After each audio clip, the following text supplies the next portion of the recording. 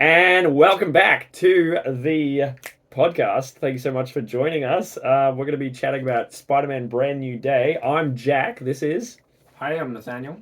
And we also have calling in... Anna. What's the podcast named, actually? Yeah, we don't have a podcast name yet. Are we actually recording? Yes. Yeah, we're recording now. Okay. Where'd Yeah. the big mic go? It didn't I work. just gave up on it. I just Are gave you up on on it. video? We're on video, but like... Is Anna's voice going to come through? I don't know if it's going to come through. Let's chuck her up. Let's chuck her up Put it here. right there, yeah. Yeah. Should I try and... I don't know if my recording will work at the same time as the phone. You know, Let me we have can a just look. evolve with each episode. This episode, you could just be a voice. We'll just evolve. Yeah. We'll evolve to reject the guests that annoy us.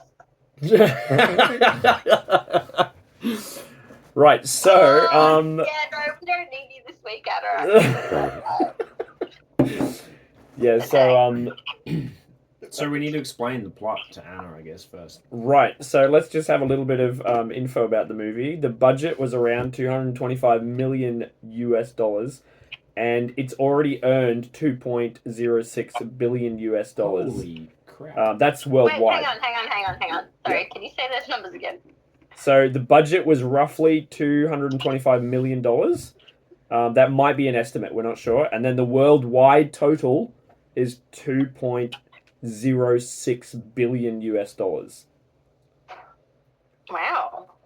So they've only got 815 million domestic, so it's already 1.2 billion international.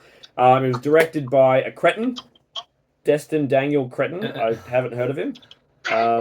And it's interesting, if you look at the IMDb, Chris McKenna, Eric Summers are the writers, but the third writer, it says Stan Lee, who is no longer with us.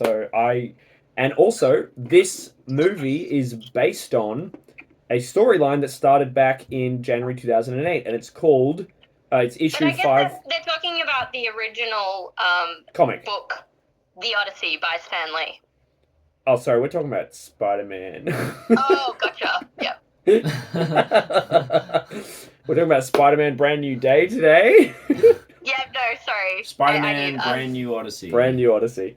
So I guess that kind of makes sense why it's got Stan Lee as the... Odd Man, Brand New Spider. Odd Spider, Brand New Man. I think we need this mashup. Actually, maybe we should do some edits. Anna, have you actually Dum, seen... dum, dum. Bow, wow, wow, wow, wow. Have you seen... Yeah. They have like this. Have you seen The Odyssey, Anna? No, I'm sorry. No, I that's haven't. fine. Okay, No. so that's kind of the Really- shtick of this episode. I'm really loud, Is sorry. that okay? if you Yeah, just I'm a bit speak too A little loud. bit softer. Yeah. This is kind of the shtick of this episode. Anna has not seen either of these movies, but Nathanael and I have seen them. So we're going to be focusing mainly on Brand New Day, but we might sort of tangent off into Odyssey every now and then because Nathanael really likes some of it. So to start off, I think what we're going to do is I'm going to throw Nathanael under the bus and get him to explain the plot of Brand New Day, but I want you to do it from the perspective... Oh. Should I give you 3 options? Yeah, yep. Okay. Okay. So I'll do it from... You can do it from the perspective of Ned, Okay, yep. or you can do it from the perspective of the Punisher, the guy called Frank, Okay, yep. or you can do it from the perspective of Metzger, the bad guy. Metzger is the slimy head of... The head of Damage damage control. control, yeah. So Okay. you think about that for a bit. Unless you know straight I'll away. go Ned. You go Ned? Ned. Okay, I think so- that'll be the shortest one. I mean, that's so unfair. That's so unfair. Unfair. I feel like you let him off the hook. But anyway, carry on. Wow. Okay, so Even it sounds... I could tell you the plot from Ned's perspective. I've only seen the trailer. But anyway, carry on. All right. Well, what happens to Ned? Ned's going to MIT with MJ. Okay. And then they get saved a bunch of times by Spider-Man. Right. So he gets obsessed with Spider-Man and starts trying to find Spider-Man. He has the classic,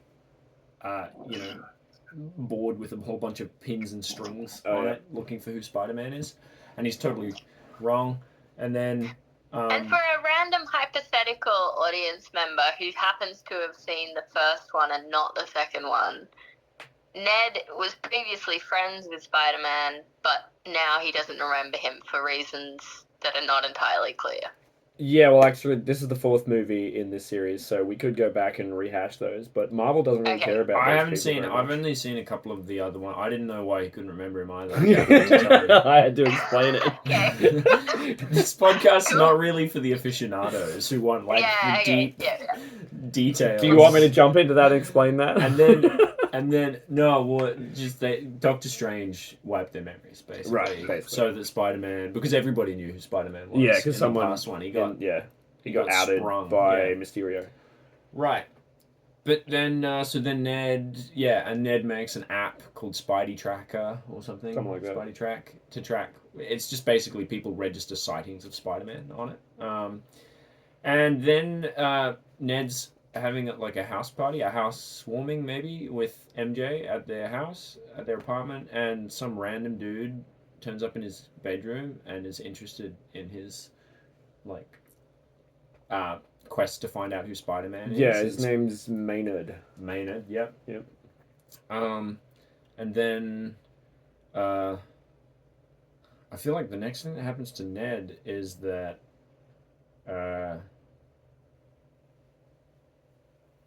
Spider-Man actually just comes home with MJ, but Spider-Man, like in his Spider-Man suit with his mask on, comes home with MJ and just hangs out with the two of them playing board games and whatnot for the afternoon. And then... And is Ned really excited because he's like, oh my god, Spider-Man's really close by? Yeah, extremely. Yeah, excited. he And comes- then he Yeah, turns around, and there he is. Yeah. Yep. And then they're just hanging out, like, and they're just getting on like a house on fire, just like they would have. Yeah. Anyway, and when they were actually friends, but Ned doesn't remember. And then I think the next thing that happens is that Ned gets just frozen in time. He's just stuck there, frozen with MJ. They're just standing in their living room, both of them frozen, or Ned might be on the floor or something. I forget. And then they unfreeze. And then I feel like The next thing Ned would know. Ned doesn't even find out what that was all about. Maybe he sees it on the news, that there was like some hectic stuff going down at Damage Control, which is like, Damage Control is just like, it seems to be like, you know how in X-Men they're trying to get, they're anti-mutant people? Damage Control seems to be like sort of analogous to that here. It's like they want to control all of the dangerous people with powers or something. I don't know. Yeah. Something like that. Anyway, and then Ned's in like a cafe sitting there, and then that weird guy Maynard comes in, but Ned doesn't really remember him, but the guy Maynard says hi and introduces himself as Peter this time, and then this guy who's introduced himself as Peter but was previously Maynard starts doing this handshake with Ned, and suddenly Ned remembers. And that's the end of the... Well, maybe actually the closing credits, the after credits scene would be if Ned was, presumably he was looking at Spidey Tracker, getting alerts, then he finds out that Spider-Man is in space. But I had a problem with that scene because how would anybody see Spider-Man in space? Is Thor on Spidey Tracker? Okay. Wait. We're going to get into that. That's a really good point. Very good. We'll come back to the Spidey Tracker. So, based on this amazing perspective, would you, like, does this sound like a movie you want to see, Anna? From Ned's perspective? I'll be honest. Maybe. Maybe, okay. That was better than I expected. Yeah, I was not expecting a positive. And I say that because I watched the trailer and then I googled the runtime. That's long. But if it was Ned's perspective, it sounds like it'd be really reasonable, like maybe an hour tops. Tops. Nah, man, it would Less. probably be like half an hour max. Yeah. Perfect. I would watch that. But Ned's Nice. good. We should do that cut. I actually, to talk about Do this, that cut. maybe we should do the Ned cut. I'll watch anything if it's short enough.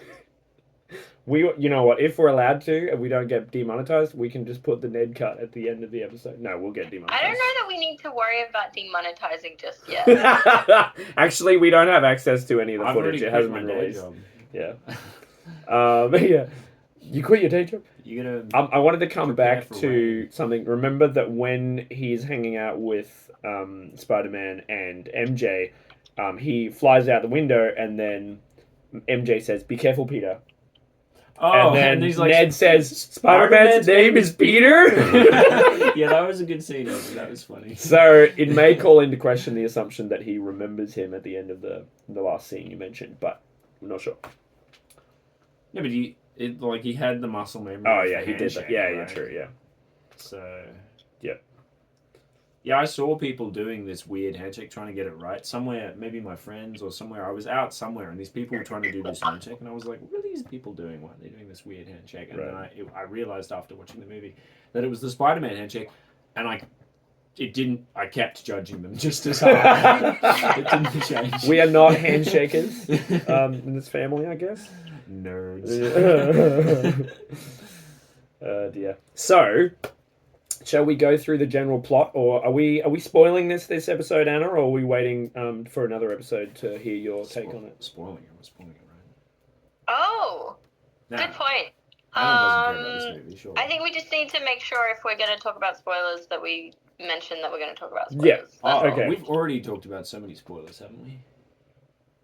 I'm pretty sure I know the plot from the trailer. I don't mean to be disrespectful. There's definitely but spoilers.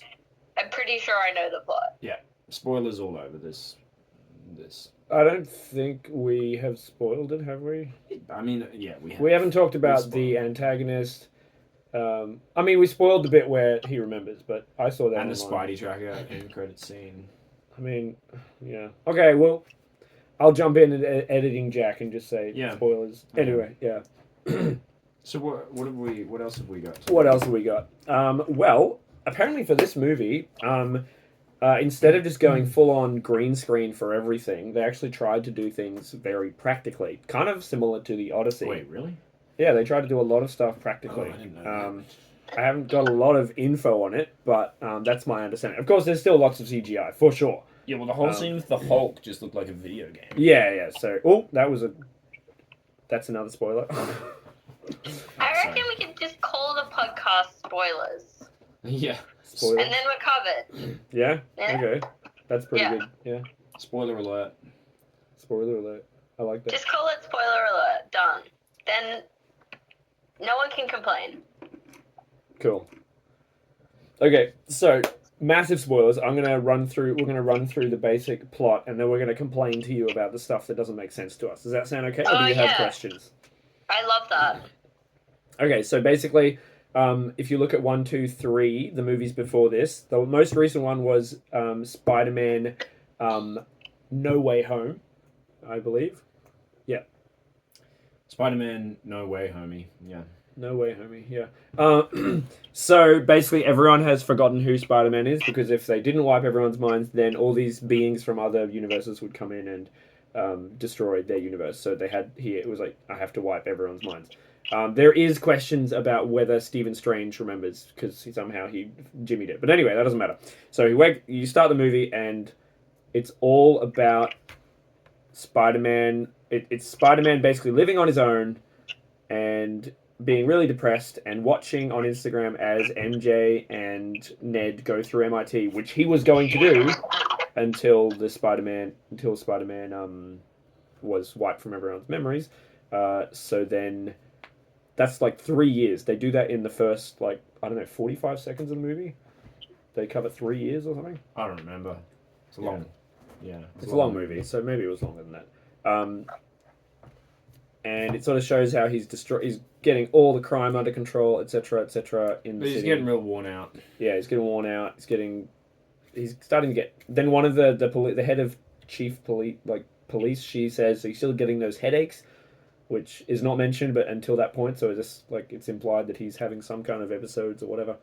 Sorry to interrupt. Why did everyone have to forget both his secret identity and his Spider-Man identity? Both. What do you mean? You They mean just Well- forget? Can't he just be Peter and be friends with him? Yeah. Why couldn't they just forget that Peter was Spider-Man? Yeah. maybe we have to go back and watch that movie? But that's a really good question. This is a good point. Yeah. I'm just a bit confused. I haven't seen that movie, so Okay. Yeah, maybe in the lead, like the big finale of that movie, it's just like, why can't you just make them not know I'm Spider-Man? And then probably Stephen Strange was like, you've messed up my spell so much that I have to wipe you from everyone's minds. Maybe I think he probably said Yeah. something like that. Okay. But yeah, it's a retcon. they whatever just it needed is. to make this next movie Brand New Day. Yeah. That's it. So then But like broad strokes, what happens in the? basically, then there's a new threat, which is someone who's able to like talk through different people. They can just possess people, basically. Yeah. They just become in control of them. They can, like, their spirit, their mind basically enters the person, and they're a telepath, but Yeah. they can enter a person, and when that person speaks, it's actually the telepath speaking through them. When that person moves or does things, it's the telepath controlling them. Body patches. So it makes for some kind of creepy scenes, like, Yeah. and what they do is they just jump from person to person to get wherever they need to go, but they have a range. They can it's like 33 feet for some reason. Yeah. They can only jump 33 feet for some reason. Which Do they have a physical home? Like a Well- homebody? They're a person, yeah. they're yeah. a person. It's- I mean, we're going to get to that eventually. Yeah, Anyway, so Spider-Man is trying to figure out who this is. He goes to talk to. well, the thing is, this person is trying to attack Damage Control. This like place where they keep some of Spider-Man's enemies, like Scorpion, yeah. and whoever Uh, that big guy was, Kingpin? Tombstone. Okay. yeah. Anyway, so Spider-Man then goes and talks to this guy Metzger, who's the head of Damage Control. And as soon as you meet him, he comes on screen, you're just like, I love this guy. He's obviously got a really good moral compass. I think he's going to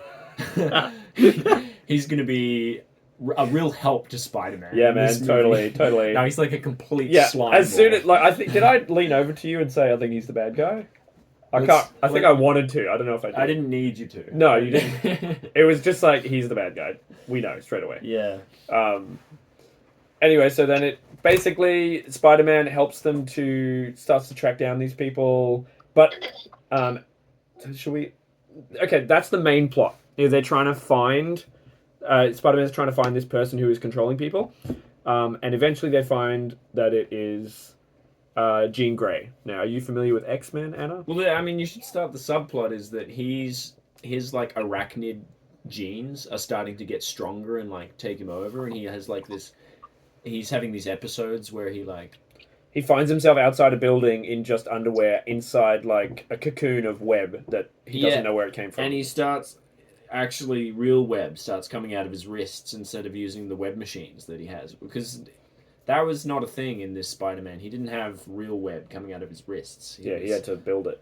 But now the arachnid genes are getting stronger, and his eyes go like totally black, just big pupils and no irises. And he's like, it's real creepy arachnid Spider-Man. Right. So, And this voice that is talking through people starts to tell him they'll suddenly appear in someone and start being like, you're having a bit of trouble with your spider problem, aren't you, Peter? And like they figured out who Peter is. yeah. Yep. So that's the subplot, and it's like, oh no, he can't. And then he goes to Bruce Banner, who's a professor, and tries to find out about his inhibitor, so that he can learn how to make an inhibitor for himself, so that he doesn't get this like these spider episodes or whatever. Oh, and that's the funniest part in the entire movie. Do you remember the funniest part in the entire movie?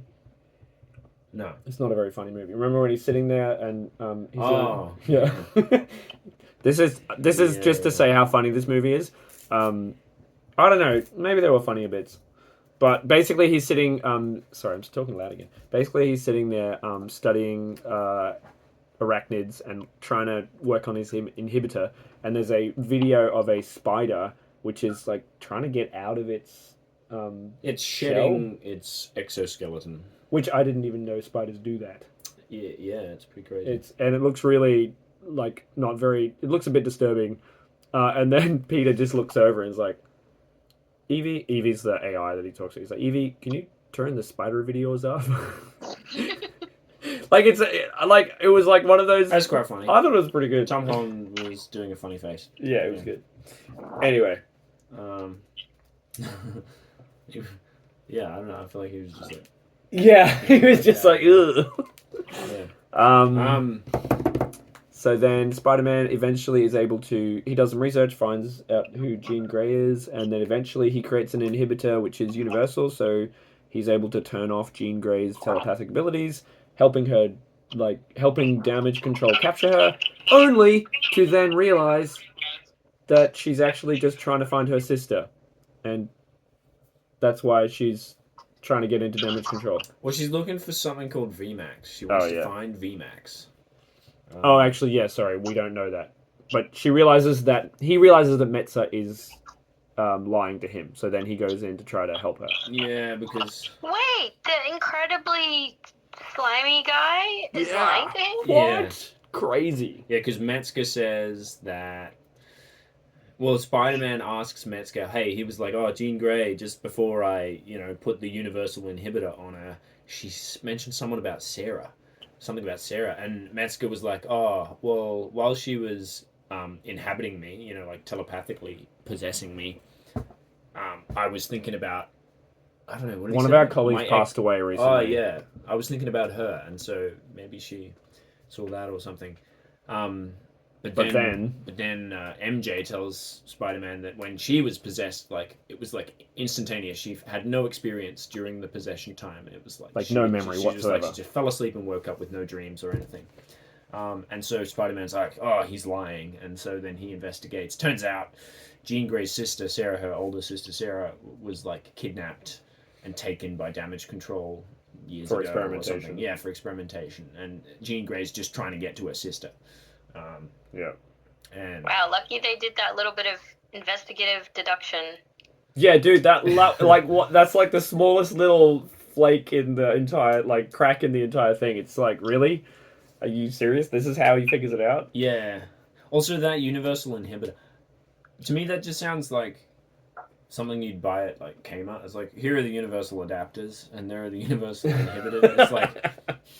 It's like, sure, okay, we've got this tiny little piece of technology the size of like a badge that will stop any superhero.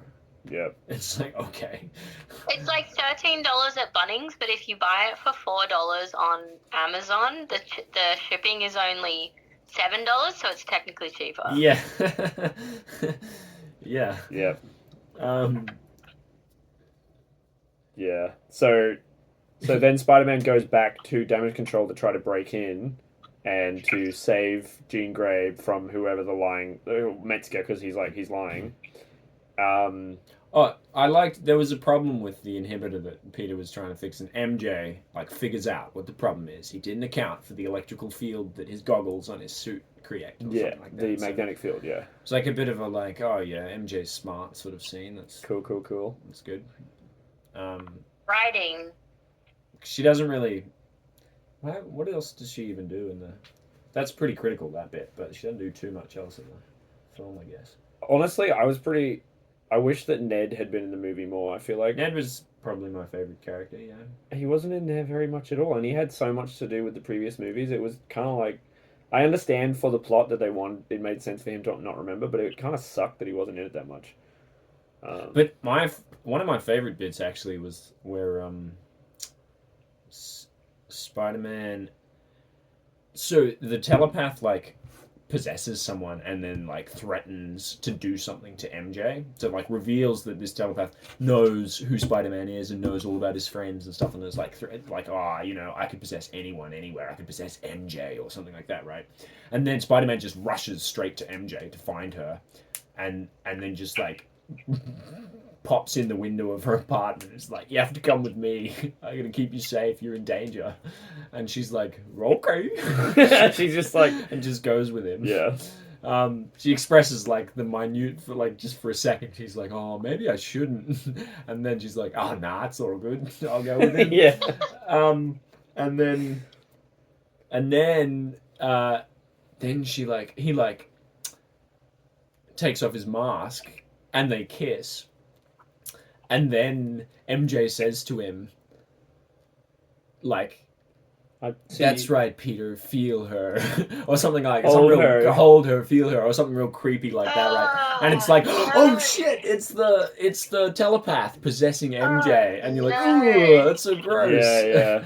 And I like that. I thought that was good. I wanted more of that creepiness in the movie, but yeah, it was kind of cool when the telepath was like possessing people to get from place to place. It'd be like someone would suddenly like every time they possess someone, the person would like jerk into a different position and then start running, and then they'd just be dropped, and someone 20 paces ahead would jerk into a different position and start running, and it was like just this chain of people being possessed. That was quite effective, I thought. It was pretty messed up though. There was one bit where an old like construction worker stepped back into a street, put his hands out, and was like, "You can never find me," and then gets hit by a car. Yeah, I feel like in the film they were really trying to avoid anything where you could say that person definitely died. But that person, well, Yeah. they weren't in good shape after that. I don't know what happened to them, but Yeah, so Jean Grey is now in damage control, right? She's been taken, and Peter is trying to get in, but while he's trying to get in, she is being like forced to do this. So there's a flashback to her chatting with her older sister Sarah Grey, and they're learning. She's teaching her how to jump. It's called jumping from person to person. You can't jump directly to someone that far away, but if you jump through the people near you all the way to them, then it works. So that's why she has to jump through people instead of just going straight to someone. yeah, I feel like that scene's meant to be like this heartwarming sisters bonding in the park. But it's scene. kind of messed up. You guys are possessing people in the park against their will. It's like, what are you doing? Possessing people in the park. Dude, we should do a version of Tim Lear. Yeah. Is it Tim Lee? I don't know how to say it. Lara. Possessing pigeons in the park. Yeah. Yeah, so they're doing that, and then she gets taken by damage control. Anyway, so then it fast forwards, and the older sister, Sarah gets taken. That's like years away later. Anyway, so then Jean Grey's in damage control, like in the present. Because Peter caught her by putting the inhibitor on her. Yep. And so damage control caught her. Yep. And so then she's in there, and they're forcing her to do jumps. Like it's sort of trying like to analyze her. They're analyzing her brain But they're waves. staying 33 feet away from her so that she can't possess anyone. Yeah. Anyway, so then it gets out of control and it's going crazy, and then Metzger is just like, shut it down, and the person next to him is like, I'm trying to, and then he's like, I said shut it down. He's like, I'm trying to, and then like, what does he do? He like holds a gun to the guy or something, and then it turns out that she has jumped further than, so it's kind of like, she just suddenly gets more powerful. Yeah, it's like, oh, she can jump 33 feet. Wait, no, she can jump further than that. Yeah. It's like, okay. She actually just time freezes like a 1 kilometer radius in the city. Yeah, she just, or maybe it's 5. It's insane. It's just a big, just freezes everybody for a while. So that's why Ned. So would we say the world rules are not completely consistent? Yeah. Yeah. It's not as bad as Next, but Next. Yeah. Oh man, we should watch Next sometime. It's so bad. It's a high praise. What's the guy's name? Nicolas Cage movie. Oh. I'm down. Okay, let's go.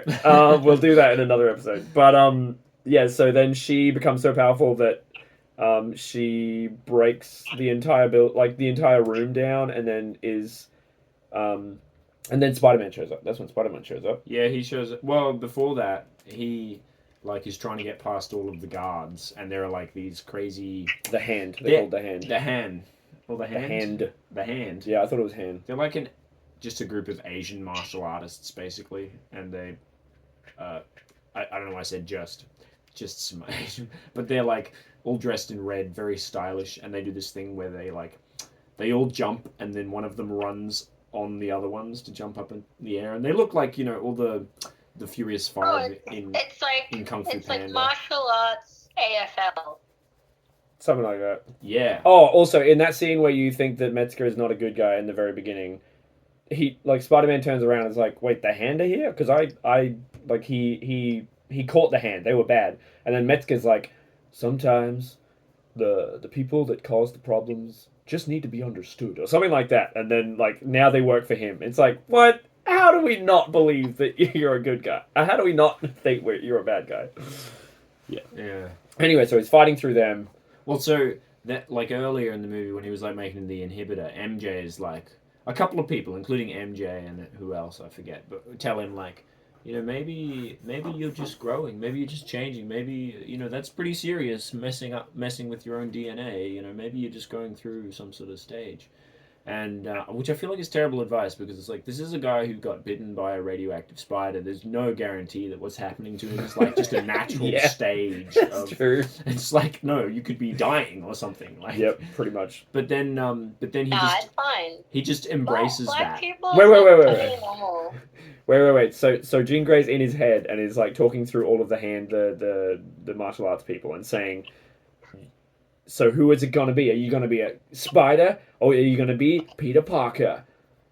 And then before it even happens, you know what he's gonna say because then he's like, he just says both, yeah. And then he just embraces and his eyes go all black like that, and then he just is the most epic fighter and he just takes down all the Hand really easily, and then he breaks in and he gets to Jean Grey, and then this is the bit where in the pitch meeting it would be so then he has to take down all of the Hand and he has to overcome his arachnid nature, and that must be pretty difficult for him. And it's actually it's barely an inconvenience.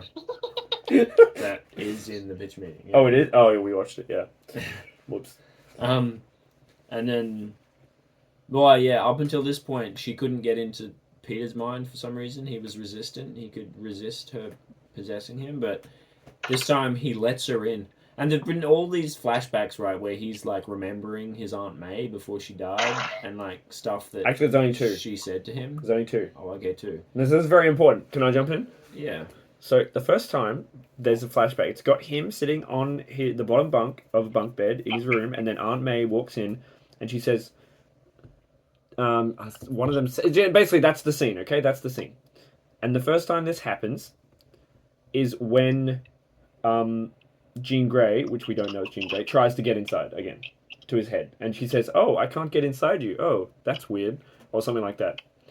Don't take that's weird. It sounds weird. Anyway, and then later on when he's having an arachnid episode and he's really struggling with his issues, it shows that scene again. And from that point onward, and it was probably only 45 minutes into the movie, which in some movies is not a short amount, but in this movie it's quite short. I was questioning everything that was happening after that point. From that point where it showed Aunt May coming in again, I was like, she's in his head and she's controlling him, and he doesn't know what's happening outside. That's what I just wanted to. I was questioning everything, and then when we get to this scene, it was cut like a dream sequence. No, it wasn't. But I was... Well, it wasn't, yeah. I didn't think it was, but... I thought it was that. And then, anyway, so we see it again, this time when Peter lets her in. And so then I realized, okay, so she was... I don't know why they showed that again, because... Well, he lets her in. This time, he lets her in, deliberately. He's like, yeah, come in. And so then this time it's her. Sitting on the bed. Down with Aunt May, and Aunt May just basically gives her therapy and gives her a hug for 5 minutes. And that's what she needed to calm down and stop freezing the city. Yeah, and then Peter comes in, and he says, "You're not a killer." Yeah, so then it's all good, and but the problem is, Peter's friend, the Punisher, who's an incredibly violent person who kills people and stuff, who he left MJ with, so that he could look after MJ. The Punisher has taken things into his own hands and gotten a sniper rifle, and he's outside the radius of the time freeze, and he's sitting in a window, and he's trying to shoot Jean Grey from there. And Spider-Man, inside his own head being possessed by Jean Grey, hears the gunshot and realizes what's happening somehow and twists and takes the gunshot in the back, takes the bullet in the back himself, saves Jean Grey. And then he goes to hospital and the Punisher... But he's okay. Yeah, he's okay in the end. Although I think Jean Grey's keeping him alive by like possessing him and maybe like Up until a certain point. yeah for a while until he's like on the medical equipment. Yeah. Apparatus, whatever.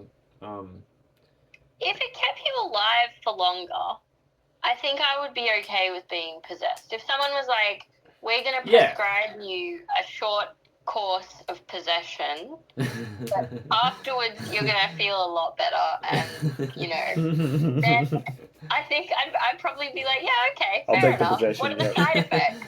A It can't be short worse course of than, possession. like, chemotherapy, so, you know. True.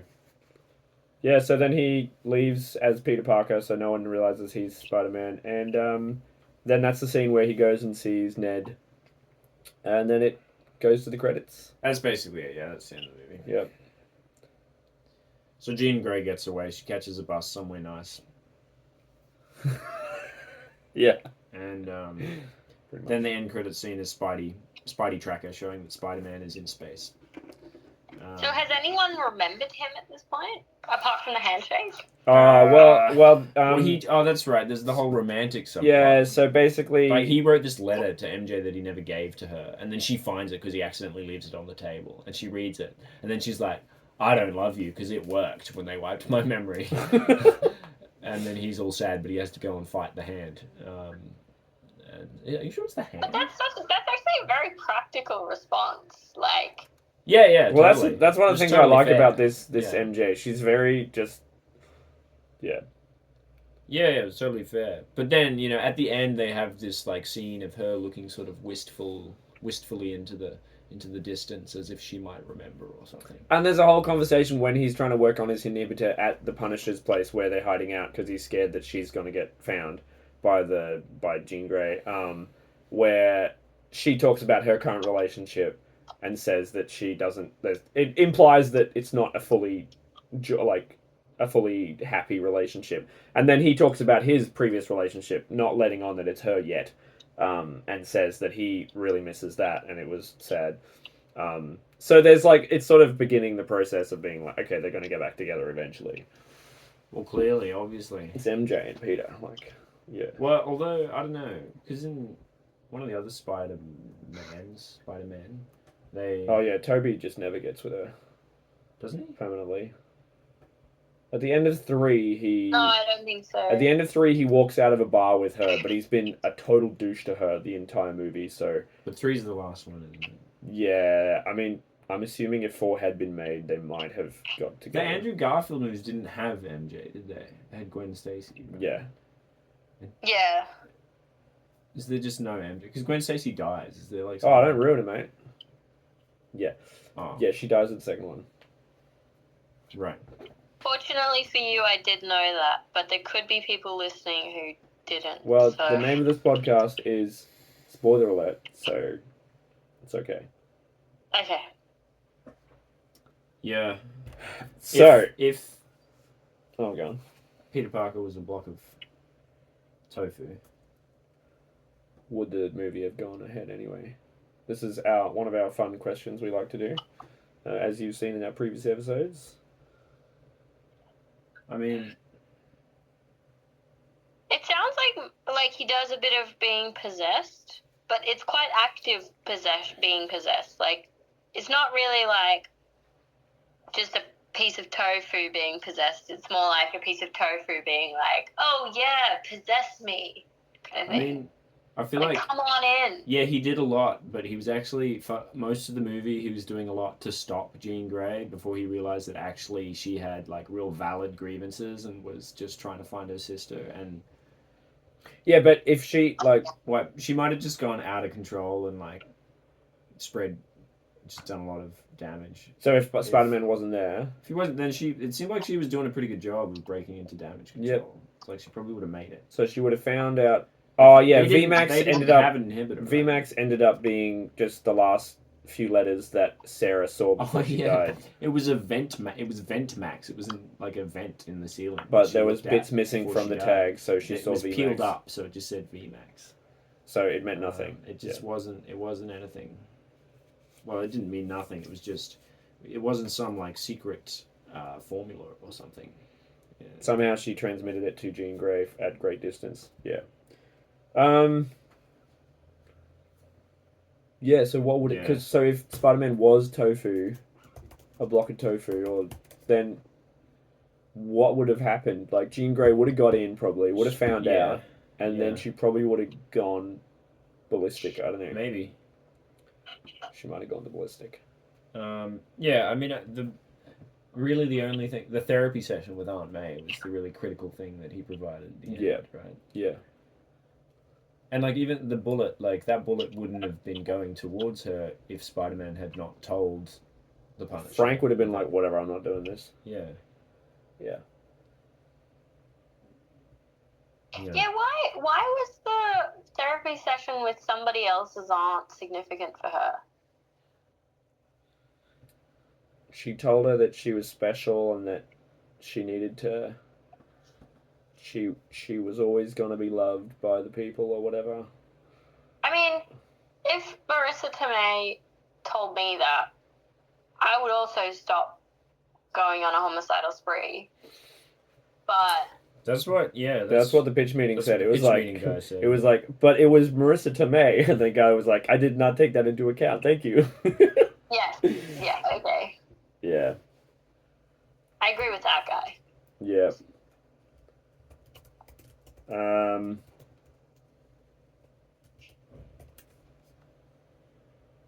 Yeah.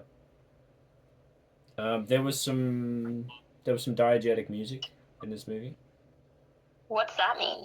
It means music that the actors in the movie would actually hear in the story.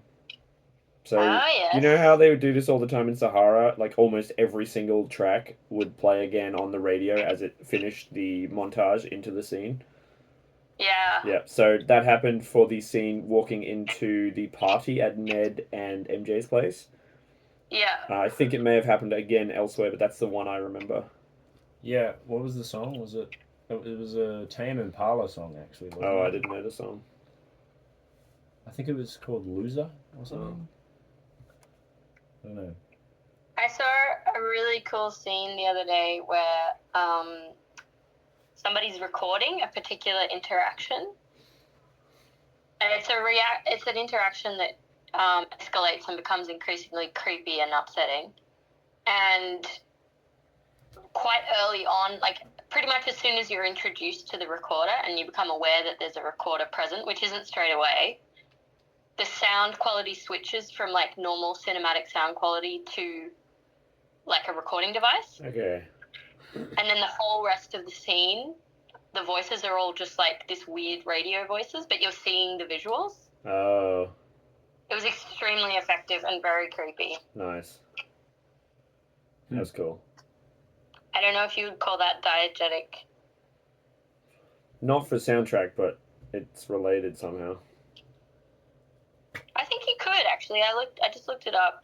Diegetic means belonging to or originating from the inner world of a story. So yeah, I think you could call that like diegetic audio, maybe. Yeah, well this was a scene where they mixed diegetic and non-diegetic music, because the scene starts with it just as the track over the top of what's happening on screen, and it's non-diegetic. And then when he walks into the club, it becomes muffled, and it's the song being played in the club, but it smoothly transitions. Okay. So then it's diegetic music. And I've just attended 2 or 3 lectures on music on screen, and so I just want to use some of the fancy words I learned. Basically. No, I think you need to. I think it's really important. I mean, they use that a lot in The Art of the Score. You guys introduced me to that podcast, so they say diegetic a lot. Yeah. Oh, really? I need to go back and listen to some more. What's your favorite episode? Gosh. I really enjoyed, what do you call it? I just really like How to Train Your Dragon, so I just love that. But I don't think there's any diegetic in that. There might be a tiny bit of diegetic, yeah, in the second movie. But anyway, there's not much in that one. Yeah, okay.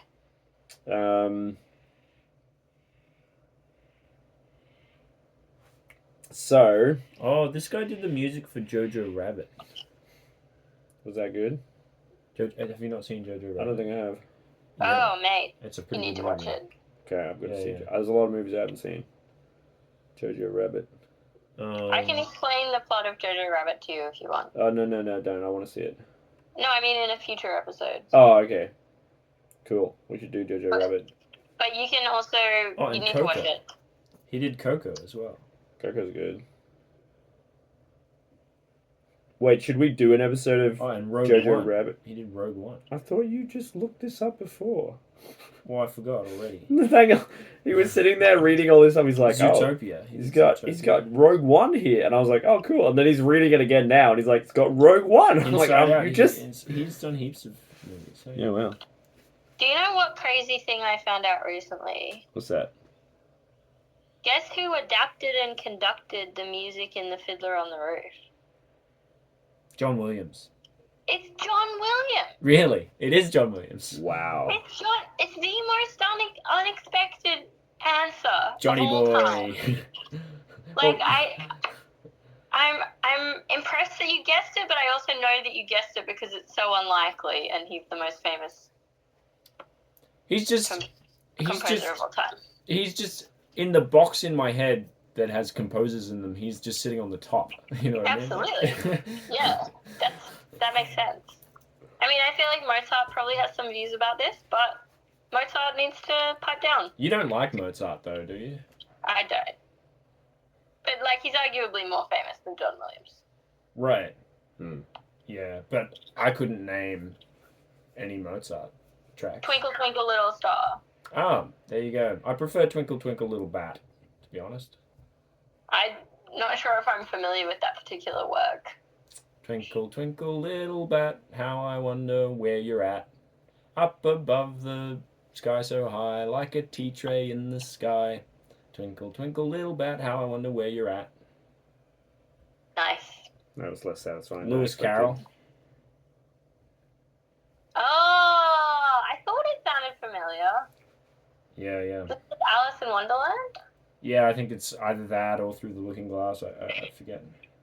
Yeah. Anyway, I started listening to Fiddler on the Roof soundtrack, and it's so good. Oh yeah, my I got God. the CD. It's absolutely banger. I mean, I knew it was, but far out. I haven't listened to it in probably, it feels like 20 years, maybe. Wait, when you say soundtrack, do you mean the musical, or do you mean for the movie the music without Oh, singing? no. I mean the musical, like Okay. the songs. Right. But I do also want to listen to the incidental music. Wait, so what did John Williams do?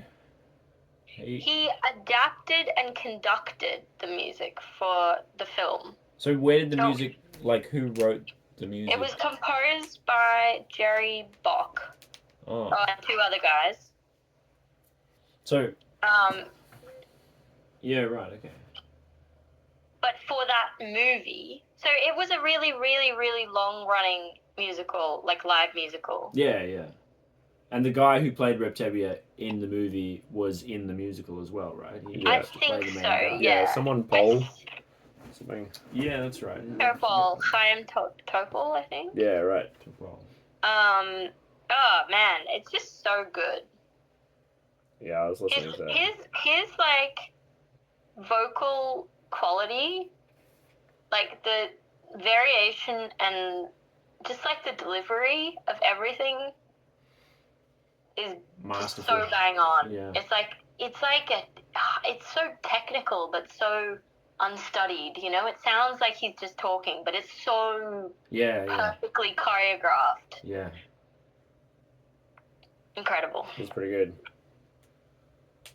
Anyway, so what happens in the Fiddler on the Roof is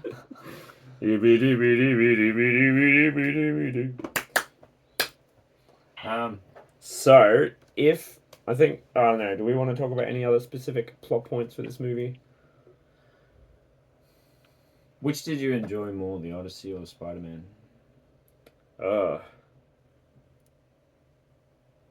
Oof.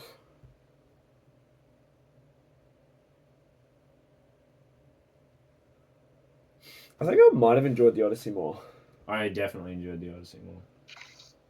Spider-Man was funnier, but the Odyssey was, I don't know. I really like movies about ancient times. Yeah. And with monsters and things. Yeah, I don't know if I cared a lot about the characters in either of them though. Meh, no. I guess, yeah. I just thought that in the Odyssey, Anna, they have this hook in the Odyssey. Do you mind spoilers, actually, Anna, for the Odyssey? Should I watch it? I mean, I don't think that you would particularly enjoy it, Nah. but I don't know. It's cool. I will have forgot. No, it's 3 hours long. It's I like- just looked it up. No, you're gonna have to just tell me what happens. Well, it's just when he, how the story of the Odyssey, right? It's like his wife is like, I'm terrible. I watched the whole movie and I don't remember any of the names of anybody, but Penelope. Penelope. Okay, that's like an easy one. I didn't even remember it. Penelope. But they pronounce it Penelope, so makes it harder. Penelope. She's, how she's joking. like only someone who can draw Odysseus's bow can marry me, right? Yeah. Well, like throughout the movie, they have this little hook, right, that happens a few times where, some of it's like a flashback where it's like Odysseus before the war when he was at home hunting or whatever, and he draws his bow, and after he's finished drawing, like he strings it, right? After he strings his bow, that's what I meant, string it. He like bends it so that he can attach the strings to both ends, and then before he does anything, he like plucks the bow like a guitar string almost without an arrow on it or anything.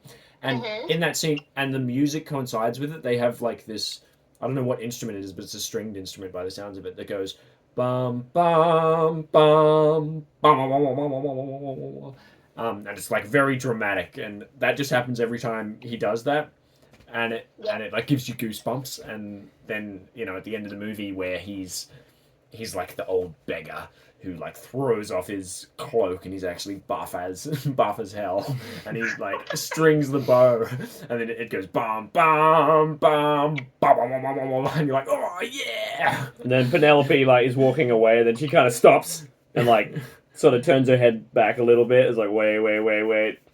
I just thought that was really well done. It was like it was a perfect melding of the visual and the audio hook. It was like a musical hook. Bum, bum, bum, bum, and also, symbolic hook, like he's plucking his bow string. I thought that was like a pretty good. Yeah, it tied the movie together pretty well. It was pretty good. Yeah, I like that. It reminds me of in Hunger Games when she does the. Yeah. Whenever she does the 3-finger symbol. Yeah. I thought it was 2. And sorry? I thought it was 2. No, it's 3. It's definitely 3. I think she was just giving a finger. Read between the lines. Get my astigmatism checked. Hey, Okay. Go on. Just sober up. You'll be fine. But yeah, it's 3. Or maybe dang, I it need is 3. to sober up. It is 3 fingers. But it's a good little like visual. It's actually almost like a Pavlovian bell. Yeah. Like if they only have to make you feel the feelings with it once, they make a scene good enough that contains it to make you feel the feelings. Right. And then they can just throw it at you whenever they want throughout the movie. Yeah. And you're like, oh, I've got the feelings again. Yeah. It's pretty good. Actually, yeah, It's that makes great. sense. Huh. It's like a nice little injection. Like you don't need to go to all the effort of processing emotional content. Yeah. Wow. Yeah. The Odyssey, one bit in the Odyssey that I really liked was like they get to this island, right? And they're walking through the woods, feeling a bit tense, and then there's this like a knight, right? Someone in like silver looking shiny armor standing there, and they come up to them, and this person is like as tall as these men and broader than them, but they have a child's face, and the kid's just like giggling and laughing and not saying any intelligible words.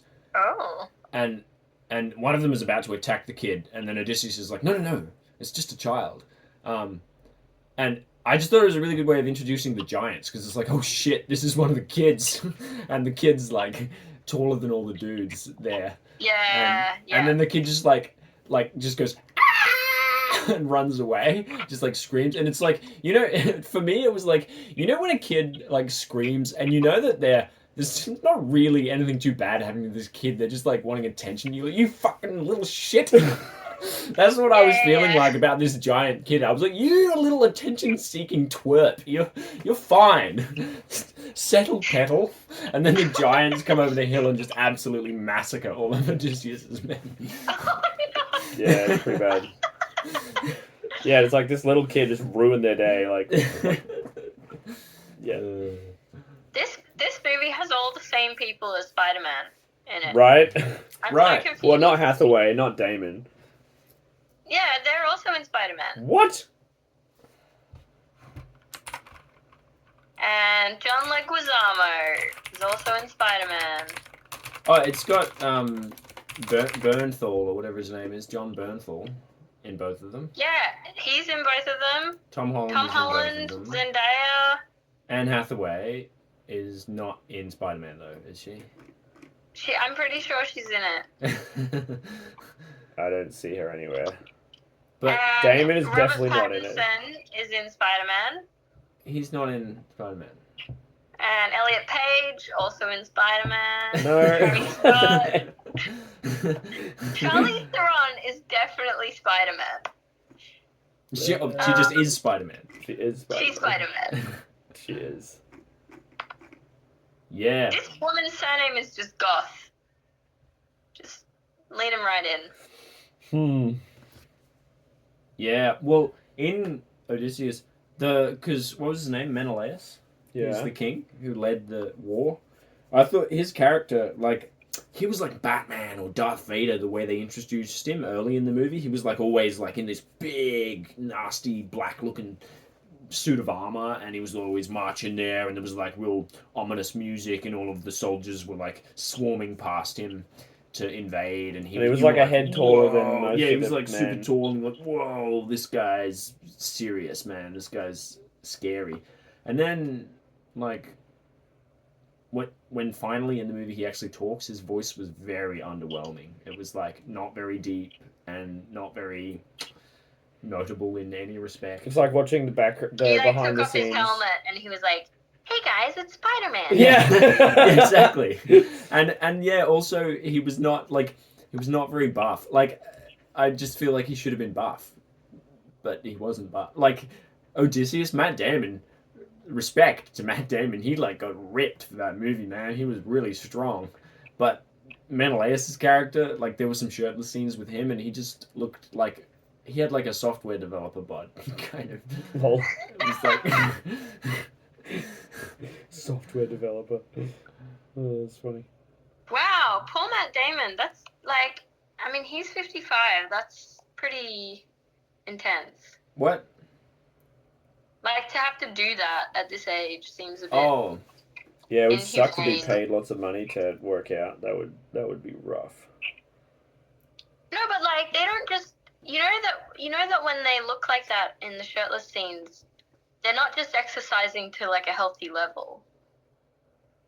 Yeah, no, it's They're really tough. doing something called dehydrating. Do you know about this?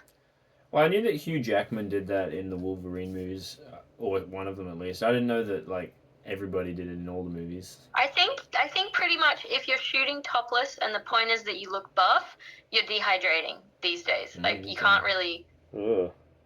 Yeah. So even if they don't look crazy to you, like they look normal level, we've like adjusted our perspective because we're so used to seeing people of this sort of level of condition that they would traditionally dehydrate someone before they film them. Yeah, right. Because Yeah. it just kind of gives you like the max visibility of whatever condition you've got them to. Lovely. I feel Which that is would- like really inhumane. Yeah. Yeah, I'm not- and I'm I'm not here good- just body shaming Menelaus' actor for being No, sorry, I wasn't. just a healthy dude. Oh dear.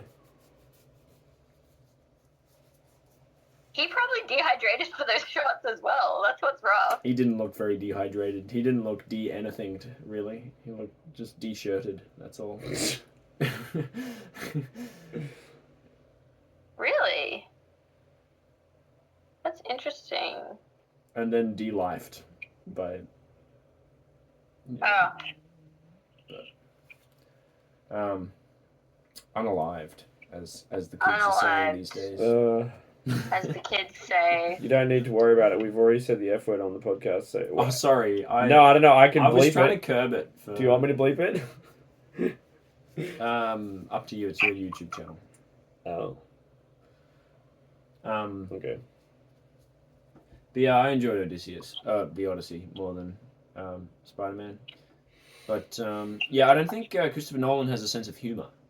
I think there weren't very many funny bits, and the bits that were trying to be funny were not very funny. And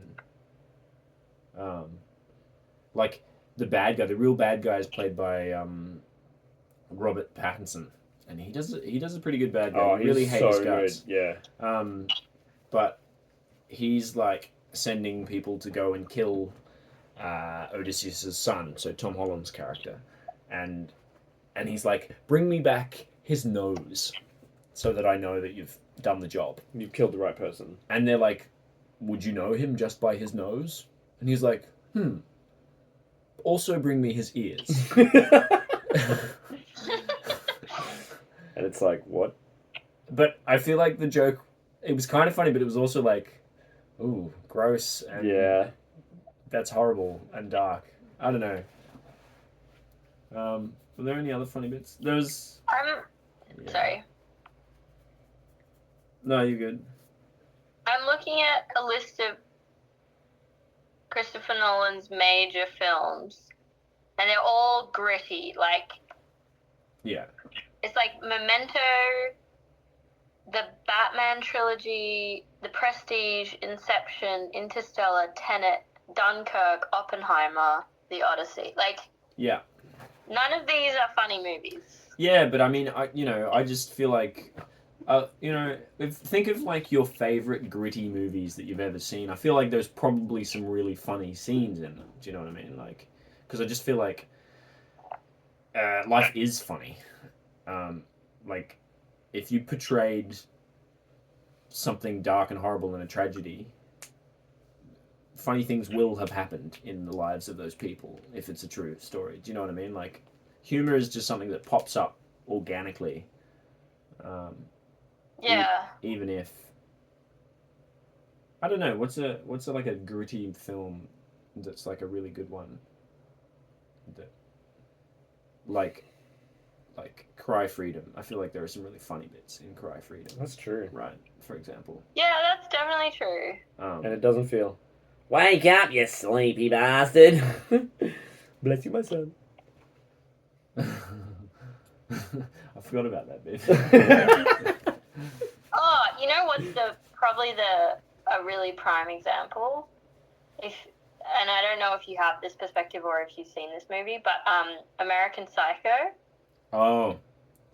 Have you seen it? Yeah, I've seen that, yeah.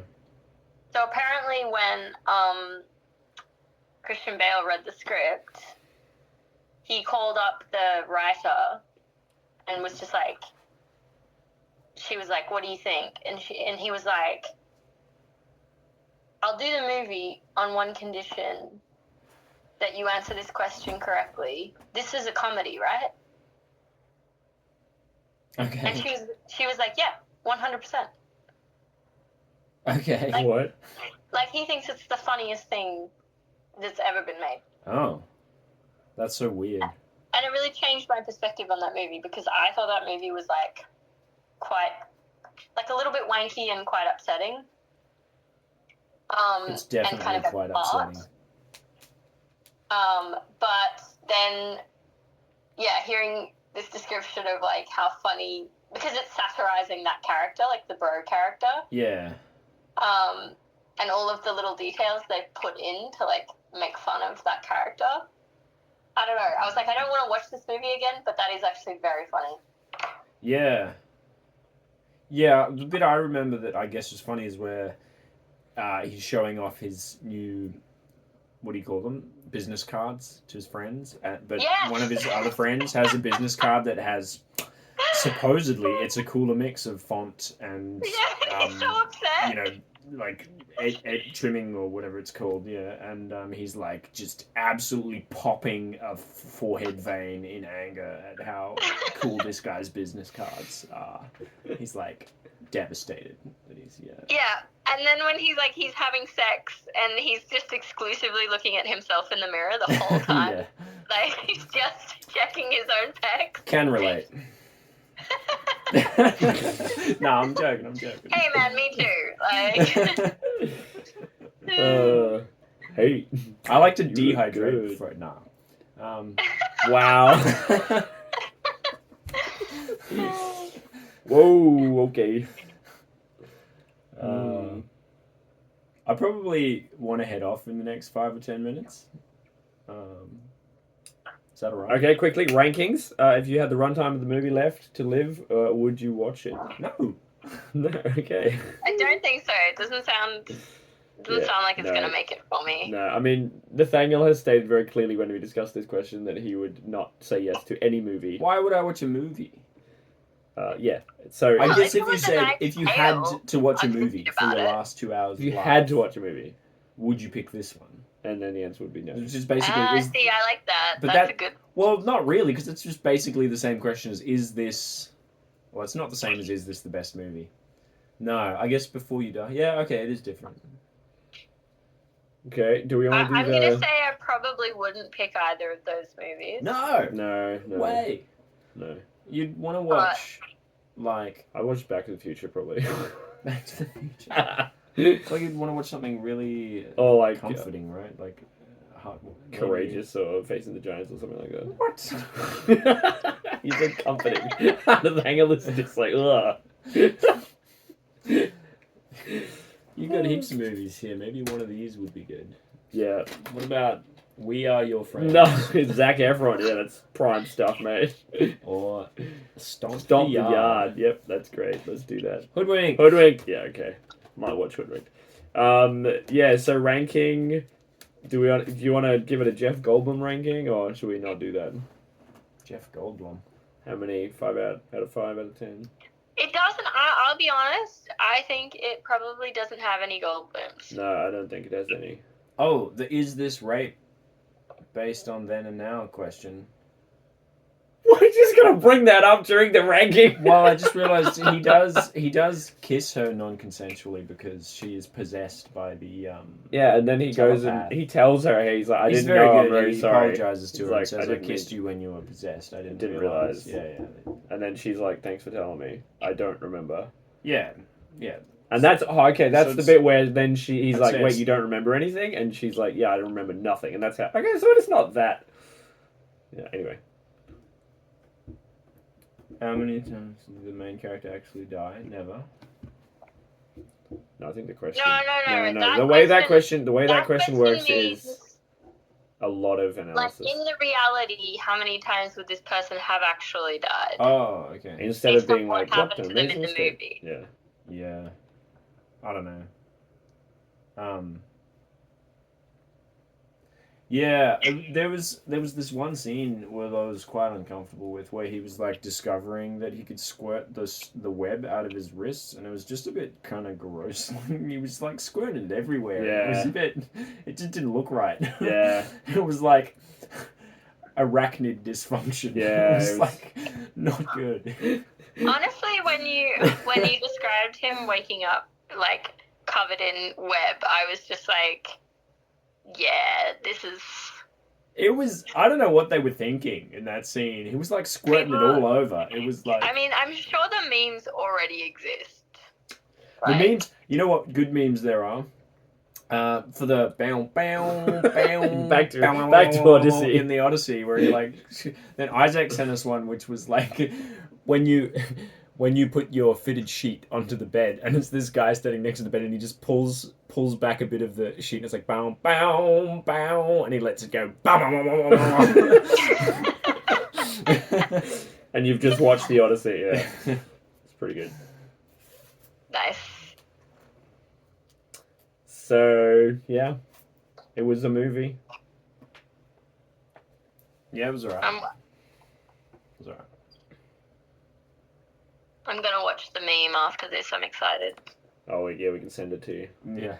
No, I found it already. Oh nice. Or yeah, send it to me so I can check if it's the right one. Okay, there's probably multiple. True.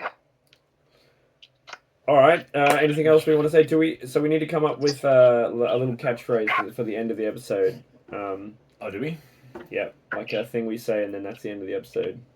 Any ideas? Well,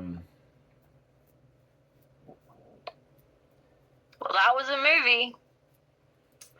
Okay. Well, that was a movie. Well, that was a movie.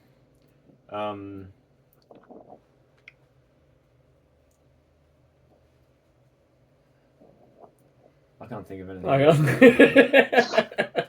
That was just quiet. With I can't think of anything.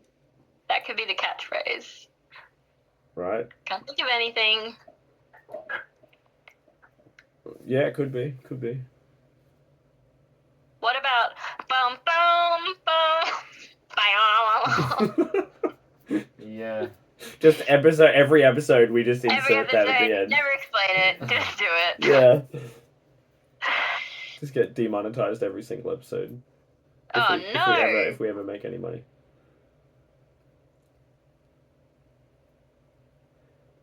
Yeah. Okay. Well, we can still come up with stuff in the future, I don't know. But that was a movie. That was a movie. That was a movie. We each have to say it with a different emphasis. That was a movie. Oh, I like that. That was a movie. That was a movie? Okay. All right. Thank you very much, everybody.